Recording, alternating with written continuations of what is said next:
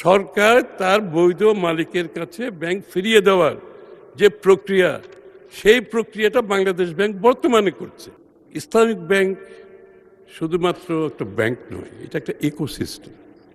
সঠিকভাবে বলেছে, it is an ecosystem. এই ব্যাংকটাকে ঘিরে যে রাজনৈতিক কর্মকাণ্ড চলছে, মাননীয় স্পিকার, এই ব্যাংকটিকে ঘিরে যে সুবিধাবাদী রাজনীতিতে অর্থায়নের যে প্রক্রিয়া চলছে, এটা শুধু ব্যাংকের মধ্যে সীমাবদ্ধ না, এটা রাজনীতির মধ্যে ঢুকে পড়েছে। এবং আমি বিশ্বাস করি এই ইকোসিস্টেম থেকে আমাদেরকে বেরিয়ে আসতে হবে।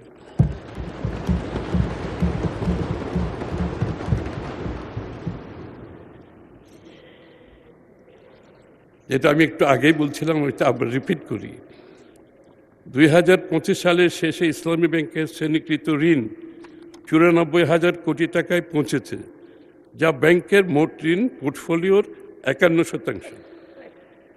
31শে ডিসেম্বর 2024 তারিখে ব্যাংকটির 69,000 কোটি টাকা প্রভিশন ডেফারেল সুবিধা নিয়েছে, যেটা একটু আগে বলেছিলেন। আর একটু স্পেসিফিক্যালি বলছি, আমি 70,000 কোটি টাকার মতো প্রভিশন ডেফারেল সুবিধা নিয়েছে ইসলামিক ব্যাংক। পরবর্তীতে 31 ডিসেম্বর 2025 তারিখে 84,000 কোটি টাকার প্রভিশন ডেফারেল সুবিধা নিয়েছে।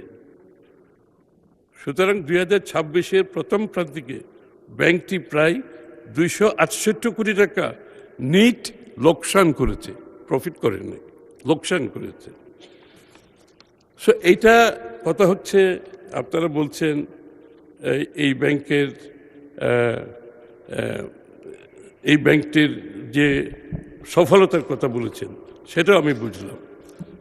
আপনি উইথড্রয়ালের ব্যাপারটা আমি আবারও বলি, যে যখন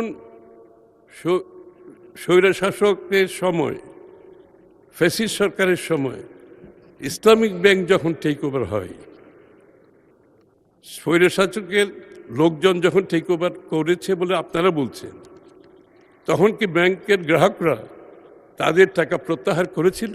করে নাই। এই জন্য আমি বলছি, একজন চেয়ারম্যানের নিয়োগের জন্য ব্যাংকের গ্রাহকরা টাকা উইথড্র করে নিয়ে যাবে, এটা বিশ্বাস করার কোনো কারণ নেই। কারণ ডিপোজিটারদের সাথে, ডিপোজিটার ব্যাংকের গ্রাহকের সাথে ব্যাংকের চেয়ারম্যানকে, এটা তাদের কোনো সম্পর্কিত কোনো ব্যাপার নয়। মাননীয় স্পিকার,